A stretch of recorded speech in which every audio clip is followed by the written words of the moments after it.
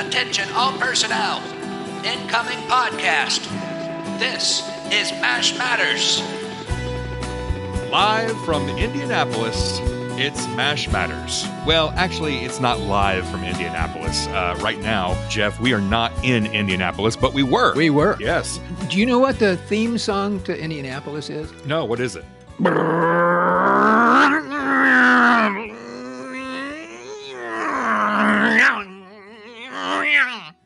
Well, that's catchy. Once it gets in your head, you know, you can never. I know. I'm going to be humming that all day now. All day. So, Jeff, we were recently in the same room together at the Indiana Comic Convention in Indianapolis. Loretta Swit and Jamie Farr were there as well. That was my first time at one of these comic conventions. I think it was the same for you, right? It was my first time, too. It was a very interesting experience. Mm-hmm. What was interesting is certainly meeting all the folks that came to see the MASH folks and came to meet us all and say hello and get some autographs. That was great. But what was really interesting and somewhat disturbing there were people dressed as dinosaurs walking around, and their best cartoon and an ant woman came by. Yes, and, yes. You know, I'd never seen that. I'd seen it, you know, Halloween. Somebody comes to the door dressed like a tramp. But I'd never experienced that many ladybugs walking around or dinosaurs or, you know, superheroes and all that stuff. It was very interesting. They do that's what they do. I was wondering why you were giving them candy when they came up to the counter. Now it makes sense. I would give them anything. I mean, a ladybug comes up to you and says, "Hi." You're going to go, "Here, ladybug, come on, go. Don't hurt me." Now, it was interesting. I had never been one either. And getting to hang out with you and Loretta and Jamie, it was a very surreal moment for me to not only spend some time with you behind the scenes, but also there was a special MASH Q&A, and I had the pleasure of moderating that Q&A. That was a lot of fun. That was a lot of fun. It was really fun to see you in person. We don't get a chance to do that very often, so it was a real joy to do that, and we had a good time.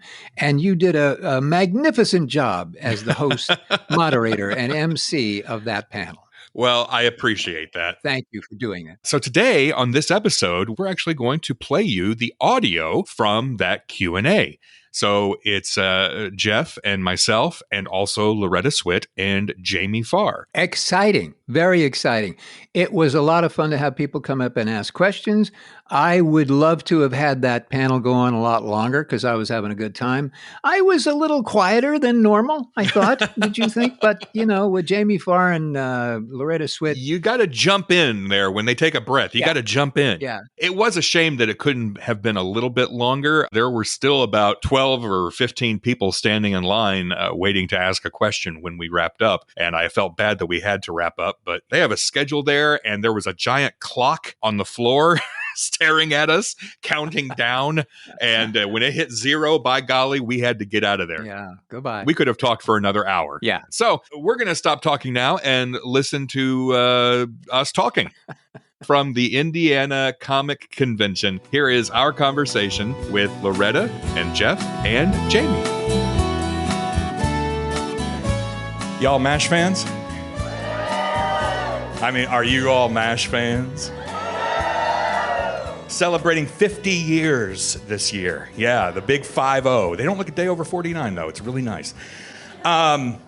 Hi, I want to introduce myself. My name is Ryan Patrick, and has anybody here ever listened to the podcast MASH Matters? A few? Okay. If you haven't, mashmatters.com, go to your favorite podcast player and download. I host the show along with another guy named Jeff Maxwell. Before we get started, we have a little video to show you right here.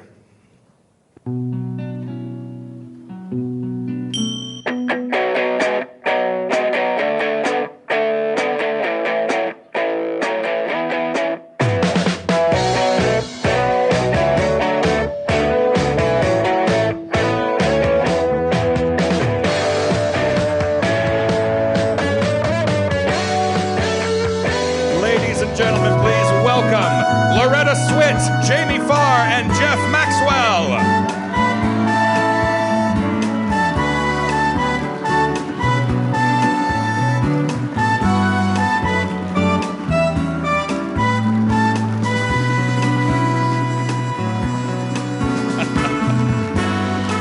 So, as I said before, 50 years.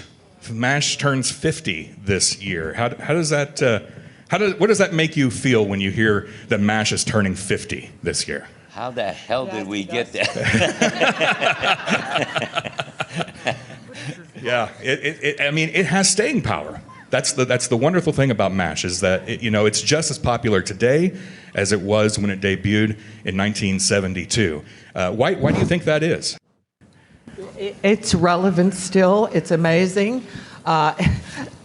Two things occur, I think. Gee, we haven't come a long way then. We're having the same problems. We're dealing the same issues, different wars, but there we are. Mm-hmm. And at the same time, so proud of the show that it was able to deal with those controversial and relevant issues in an entertaining and yet profound way. And I think that's why it continues to go, because it's like happening today. Yeah.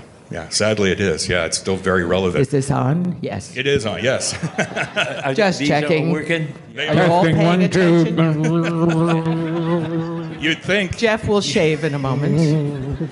You'd think doing a podcast he would know how to use a microphone by now. Yeah. You would think. Jeff. Oh, hi. How are you? Hi. How are you? Good. Lovely to see you, Ron. It's great to see you. Thank you. This I believe, Jeff, is your first comic convention, isn't it? This is my first comic convention. Yes, Yeah. it is. Very happy to be here. Thank you. Very exciting. That's a little, you want to take a moment and wait and see if he's going to be good and get applause. You're assuming he's going to be great, which is nice. It's nice. Well, assumptions are all right. But first, I have to say, it's my first comic convention, but I am so pleased to be here with these two people who I love dearly. And Loretta Swit and Jamie Farr are two of the most wonderful people, and I spent a lot of years with them. I love them dearly, and thank you for kind of forcing me to do this, Loretta, because I did. The major and me came out and said, you got to do this. You don't It's mess fun. with the major. She says, you're going to the convention, you go to the convention. Because I know you want him. This guy is so great, so funny, so wonderful, and I knew you would, love it. But thank you both, and I'm so proud to be your friends and to have spent so many years with these these people. So a nice little round of applause for these two wonderful human beings. Thank you. And me too. Okay, go ahead. That's all right. Jamie and Loretta, this is not your first convention. You've been to many of these. Why do you like to come out to these Comic-Con conventions and go first. Go ahead. meet these fans? Go ahead, you go first. To pay my taxes. There you go. I like the answer, yeah. Yeah, that's the reason for that is because, as Loretta said and as Jeff has said, the amazing love that we get from the audiences that have watched our show over the years. Again, it wasn't just a TV show. It wasn't just entertainment. It seemed to be an inspiration to people. We've had so many people come up to us and tell us that they got into medicine. They became doctors and nurses, medics. Or the unfortunate thing is no one ever came up and said we became an actor because we watched the show, but that's all right also. But yeah, it's just the love that we get from all of you people is just fantastic. I mean, there's been a lot of TV shows that have been on the air, but the relationship that we have with you is, I think, something that, very, very special that a lot of other TV shows don't have. There's a real love, a real connection. And the family, the generations that watch the show, the children that watch the show with their parents, and then they became parents, and then their children, and the grandparents, and everything else. It's just, the lineage is incredible. And I want to thank you all. We really do appreciate it from our heart. We're not the typical Hollywood people that go, oh yeah, we're so important and everything else. We really do appreciate your love and admiration, and thank you very much.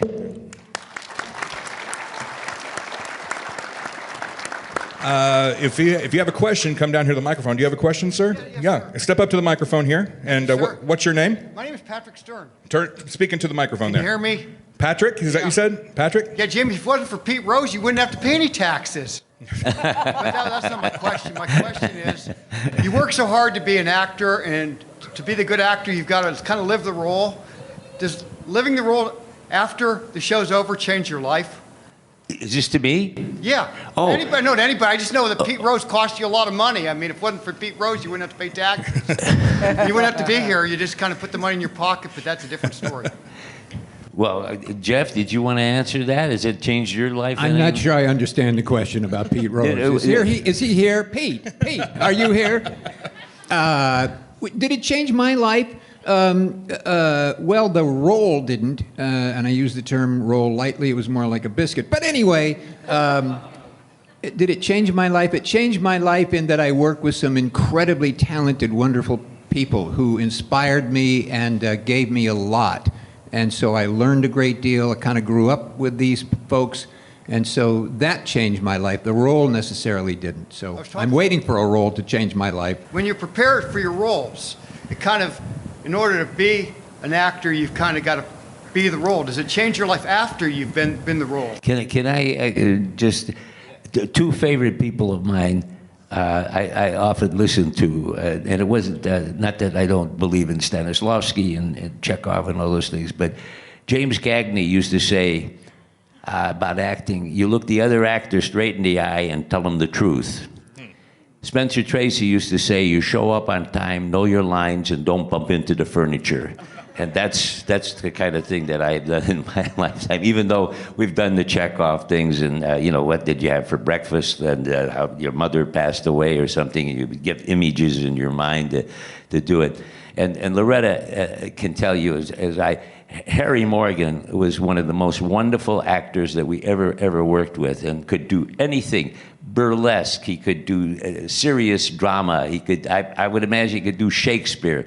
He was an incredible actor, and you never felt that he was, doing Chekhov or Stanislavski. The honesty that he brought to it, and I think that's the other thing, the honesty that you bring to your character. Truth is, there's very little difference between doing Chekhov, Shakespeare, or MASH. You're doing. The role comes from, there's a beautiful Hebrew word, the neshama. It's not the soul.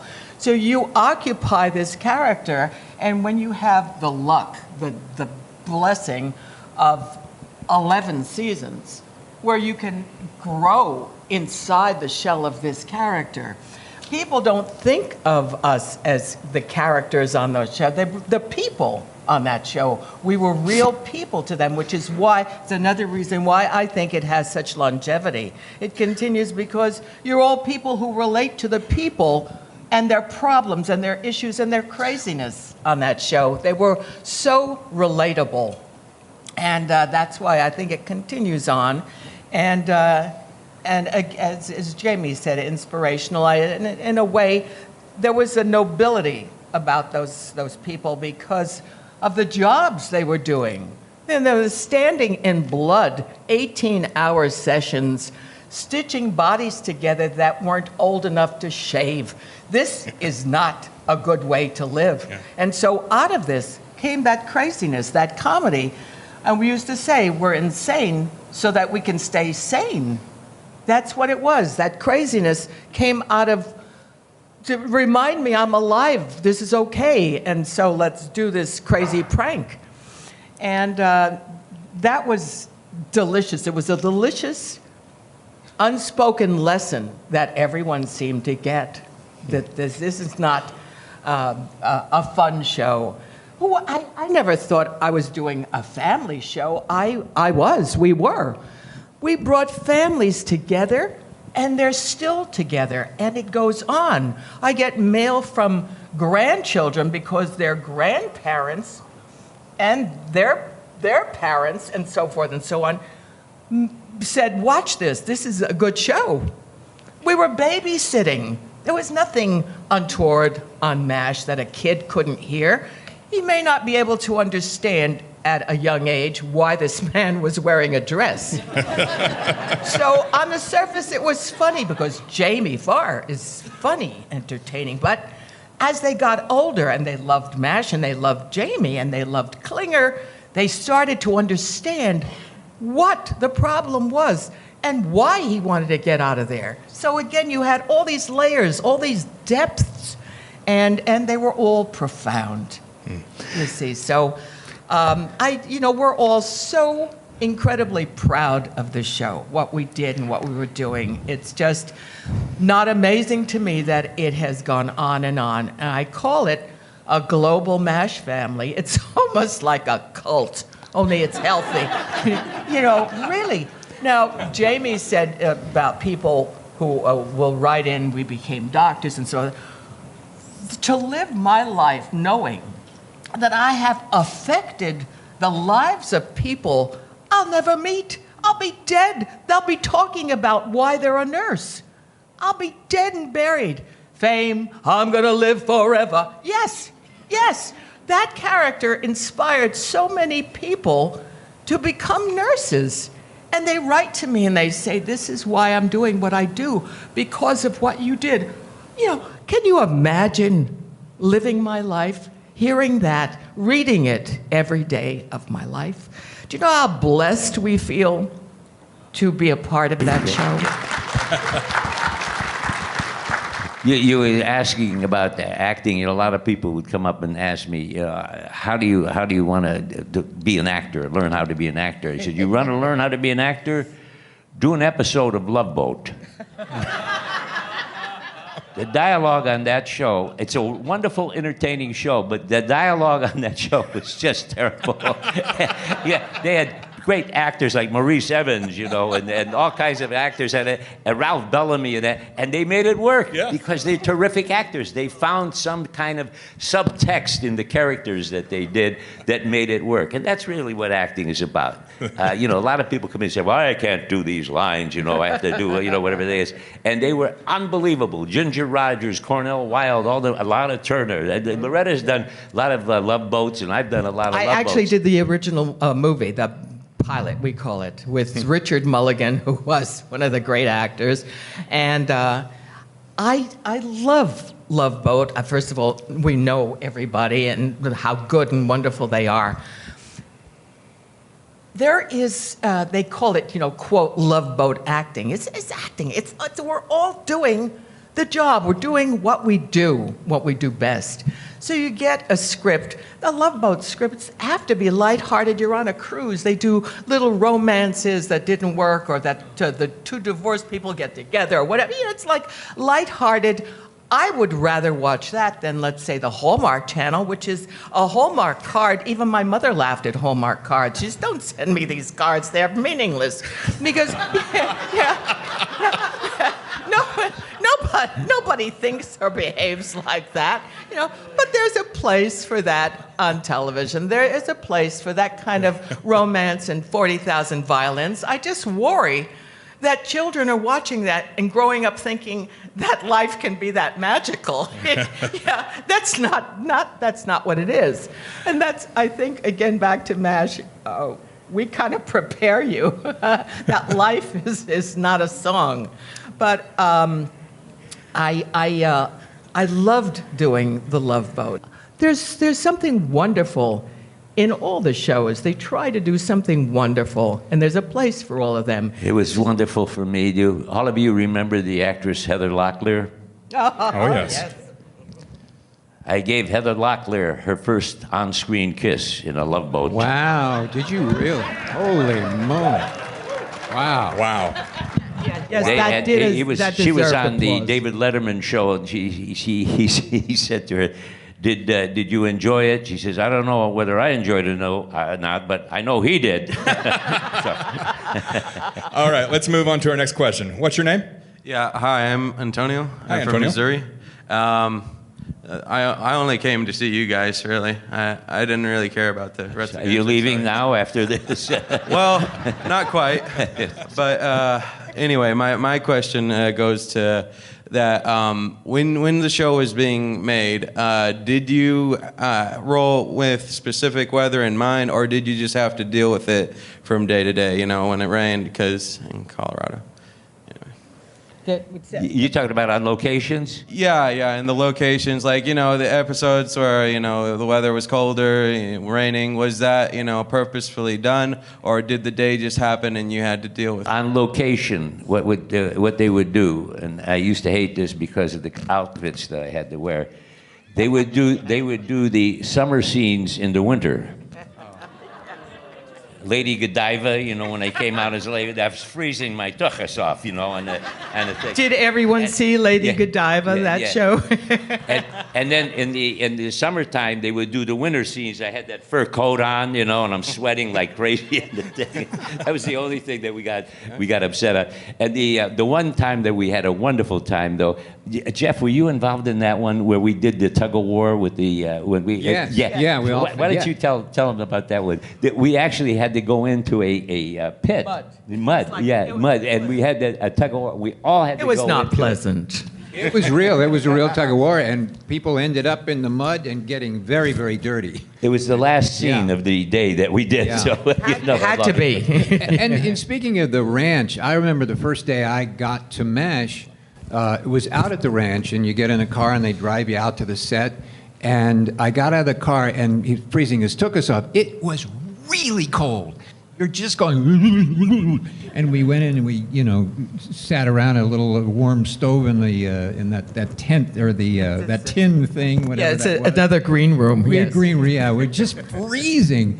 And then about that's like at 7 o'clock in the morning. By 12 o'clock in the afternoon, it's like 112 degrees. So you go from intense cold to really hot. And that's what was really crazy about being out at the ranch. Those location things were really very strange with regard to weather. Couldn't have been better for being in Korea, which is Right. the hottest country on our planet in the summer and the coldest in the winter. These are facts I'm giving you, not making it up. In the Korean War, to get serious for a second, the number one killer was frostbite. Our boys died or were injured by frostbite. Second was snake bite in the summer. The third was the war. So the casualties were frostbite, snake bite. So this really prepared us in a way. I've been to Korea twice, and I've been through those weathers, those climates, and it's killer. Jamie served in Korea. I was just going to tell you that I actually served in Korea in the real army. So thank you. Thank you.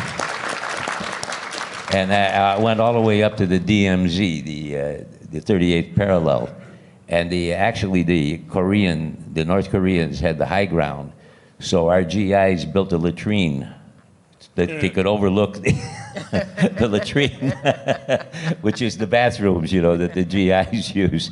The only thing is, I thought, geez, if you're in there and something breaks out, how the hell do you get out in time? The Koreans are attacking you. One time it was so cold, we were coming back from Seoul, Korea, to Tachikawa Air Base in Japan, and it was a DC-3 airplane. Airplane goes about 200 miles an hour, and it was like a paratrooper's airplane. It weren't comfortable seats. There were benches, corrugated floors on it. And we were going over the Sea of Japan and going where the point of no return, okay? And the propellers froze on us. There were 2 propellers on us. And we were starting to go down, and they started to give us parachutes. And we had some Air Force guys around. They had never used a parachute at all.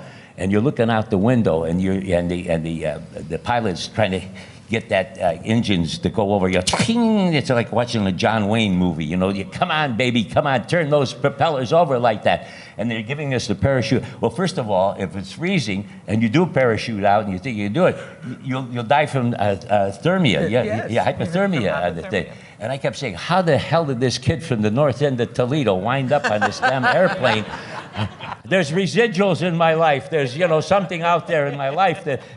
Anyway, the airplane, because it's a DC-3 and it kept dropping in altitude, the ice started to come off of the wings and the propellers and that the thing finally turned over, and you could have heard the cheers and blessings and everything else in that airplane. But it was really very, very frightening.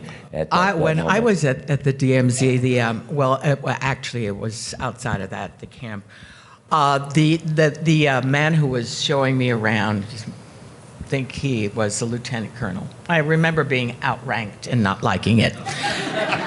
And he said, here's how we tell how very cold it is today. And he pointed to the American flag. And it was flat out. There were no ripples. It was just painted on the sky. He said, that's how we know the wind chill is bad, low. Wow. It just, no ripples whatsoever, no movement whatsoever. It was just there against the sky, like that frozen propeller. It was really, it was severe. Any other questions? Yes. Hi, Fred from Brownsburg.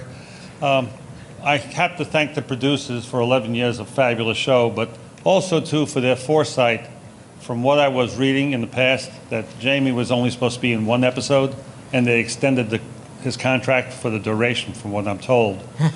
And then the producers turning around, and that scene with Henry Blake dying, where they waited to the last minute to give you the last paper of what was going to happen to get your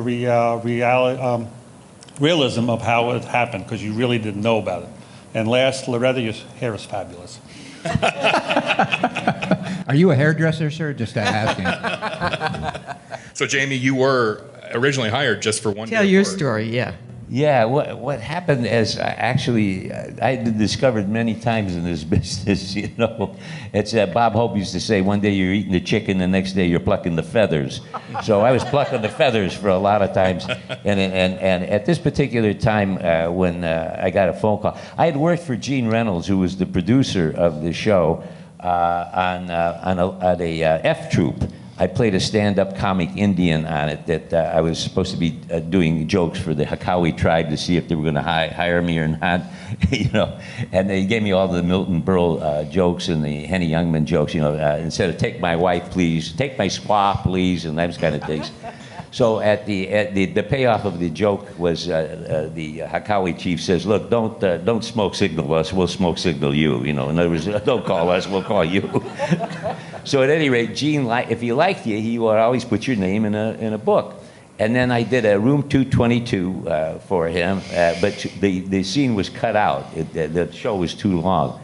And then I got this phone call. I had never seen the movie MASH. I didn't know anything about it. Buddy and I were working on some scripts and game shows. We were trying to, keep our family fed and our rent paid. And I got this phone call. They said, "Hey, you ever seen the show MASH?" I said, "No." They said, "Well, they got a part for you. Pays $250 for the day." And I said, "What's it about?" He says, "Well, they'll tell you when you get there." So, as Gene Reynolds is going to be. So at any rate, I get to the studio, and Gene ushers me into the trailer, and there's this woman's Army Corps uniform with these huge, size 17 shoes that they had. With high heels. With the high heels. And I said, "Oh, am I dressing with an actress?" He says, "No, those are yours. Put them on." So what the hell kind of part is this? So I put them on, and of course with the hairy bow legs. You thought you were rooming with somebody at first, didn't you? You thought you would share the trailer. So at any rate, he started laughing with the hairy bow legs and that, and he took me out onto the set, and Loretta and Alan and everybody, they all started laughing and that, and I still didn't know what my dialogue was. I had no idea. And they gave me the dialogue, and I was supposed to come out. I'm trying to remember the gentleman that played the general. He was on the show. Sorrel Book. Yeah, Sorrel Book. Thank you. He was on Dukes of Hazzard. He was Boss Hogg. Yeah, but Boss But Hogg. he played General. At any rate, and I say, "Oh, halt! Who goes there?" And he goes, "Oh, Klinger's still trying to get out of the army and that." And I said, "Yes, Mary," and I go skipping off into the night, Mm-hmm. And at the end of the show, supposedly I come out totally naked and scare him.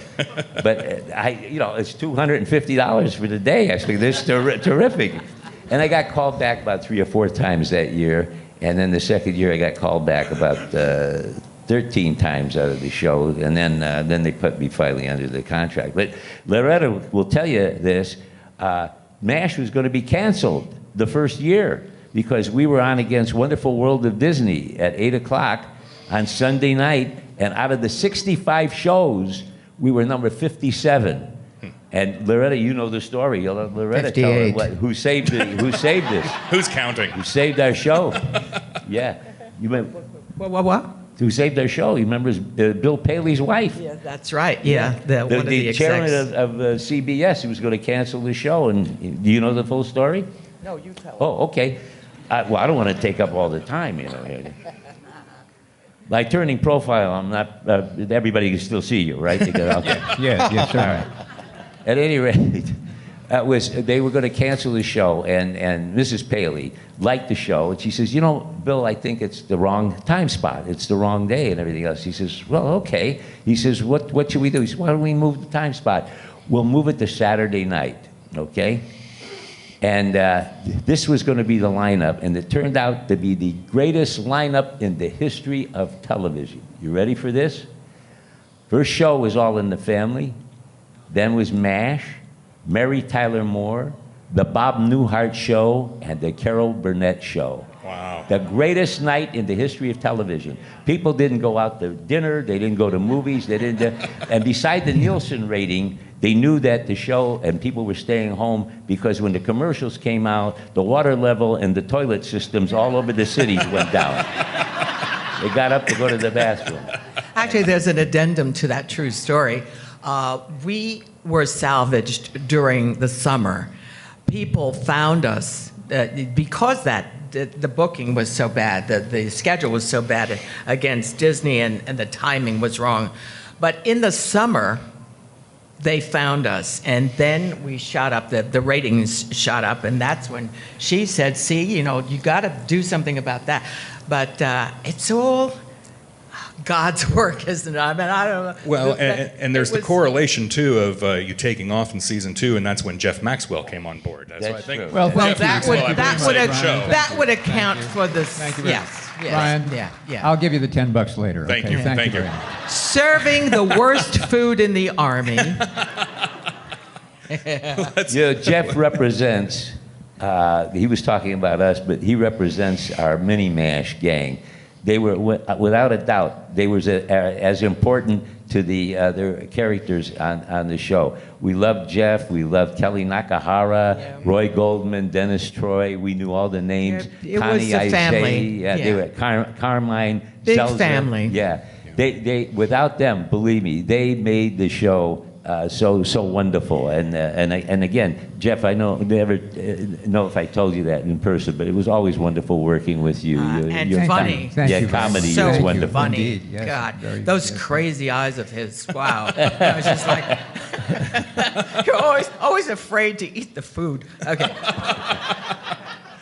We have another. afraid. Jeff wrote a Very afraid. cookbook. Yes, he did. And it's actually edible. All right. We have another The question. book? Well, Yeah, the the book book is- is edible, yeah, not the yeah. food in it. Yes. Yeah. What's your name? The book tastes... I'm sorry. Yeah, my question is specifically for Loretta. I'm Vincent Zimmer. I'm actually the regional director of sales for Hallmark greeting cards. Well, that's all the time we have, folks. Thank you. Good night. Goodbye. Not really. Wouldn't that have been awesome though? If The free thing autographs for the rest of the day. Something You like know, the thing is, I watch the Hallmark Channel. So, I mean, that? No, don't backpedal. I'm not really the guy, so it's okay.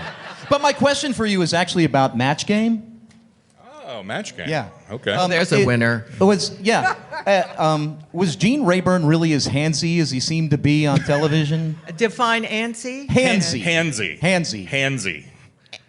Oh, handsy. Yes. Yeah. Yeah. Not with me, Buster. I'll bet not.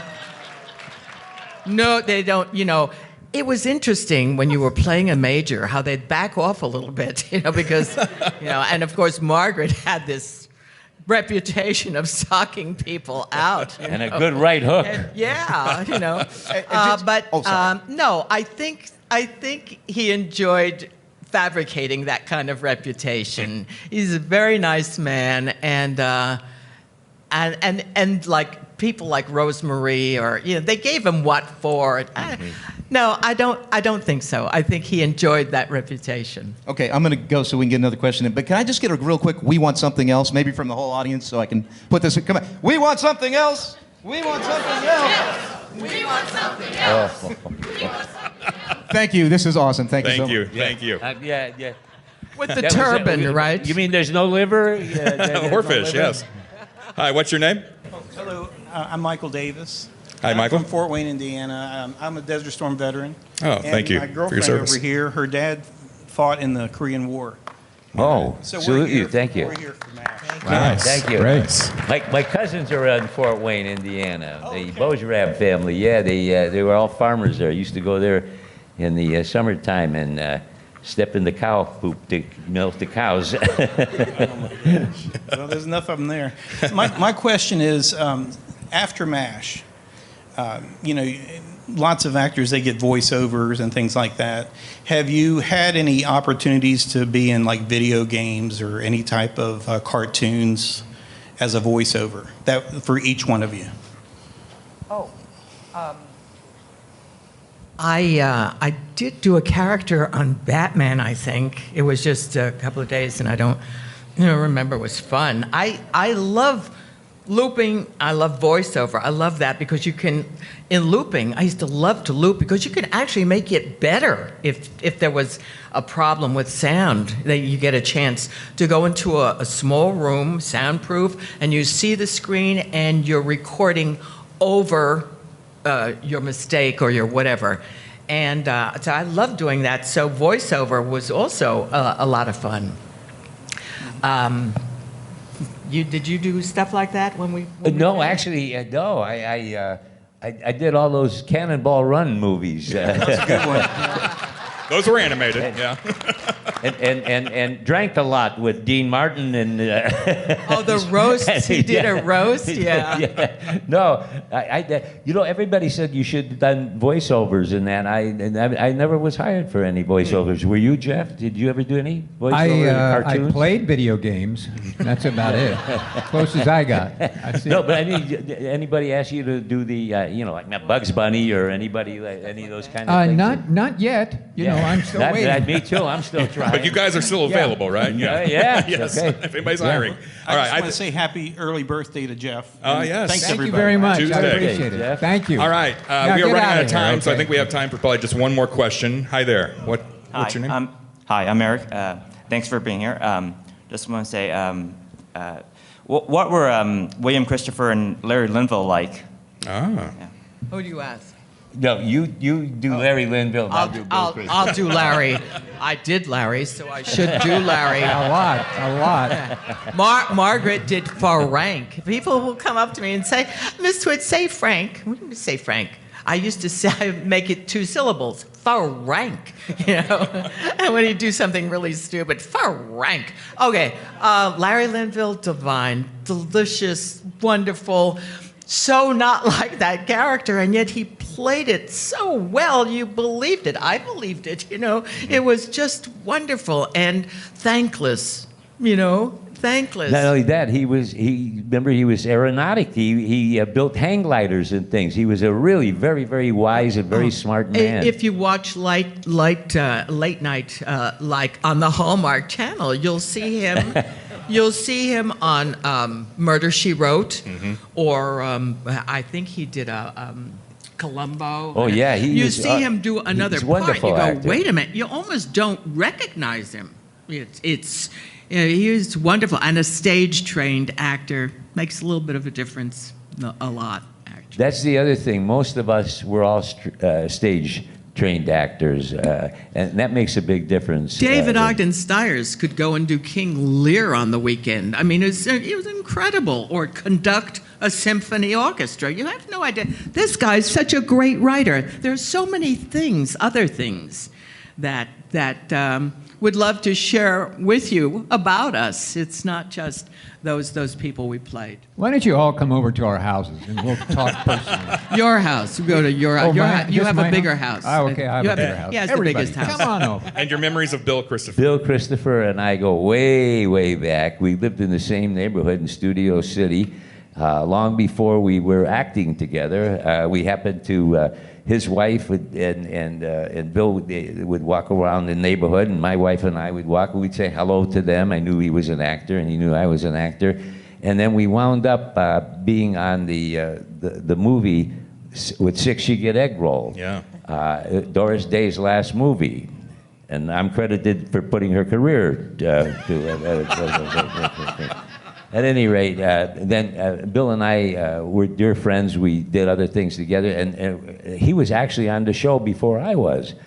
And then, of course, he was a wonderful actor, and he also, one of his hobbies was studying Homeric Greek. Yeah, he actually had these books, and he would study the ancient Greek languages. He was a very, very brilliant man, and a wonderful actor, very funny actor. And very, very kind of. He and Barbara adopted a child, and the child was autistic. And Bill got involved with the group that's in Philadelphia to do that. He was a very, very generous. They wrote a book about it called Mixed Blessings. I mean, they're just very special people. Yeah. And Bill, I used to kid Bill about his character. I said, I am convinced that the way you play that priest brings people back to the church.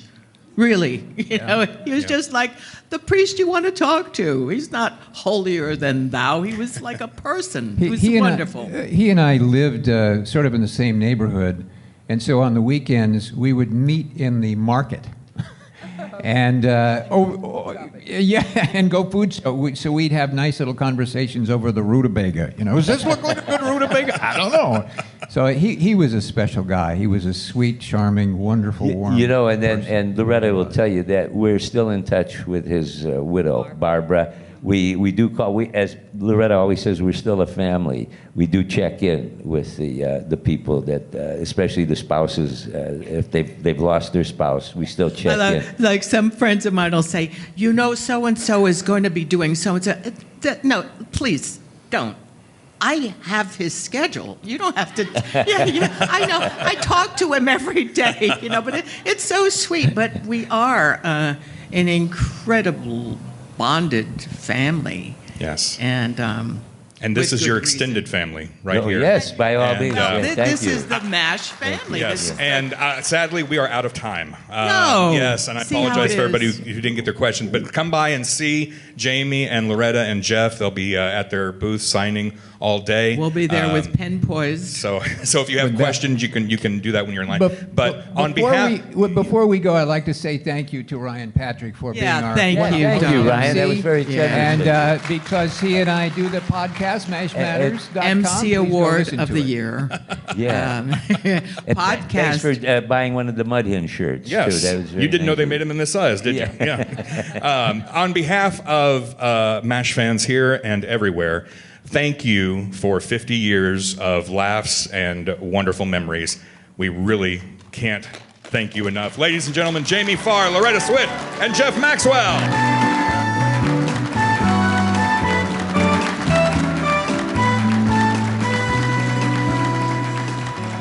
That was our conversation at Indiana Comic Convention. Now, if you would like to watch the video... Ooh, I would. I would like to watch that. I was there, but I'd love to watch myself. So, yes, thank you. How do I do that? Well, you can go to the show notes for this episode, and we will have the link to that Q&A. So not only will you be able to listen to Jeff and Jamie and Loretta and myself, but you can see us. So are the listeners going to be able to ask a question when they're watching us? Well, they can ask the question, but I think this is a good time to let people know that when you talk to YouTube, YouTube can't answer back. Oh, yeah. See, I'm still learning that. Yeah, okay. yeah. Well, there are some people who think that YouTube is talking to them, but you know. Hi, Billy. Thanks for watching.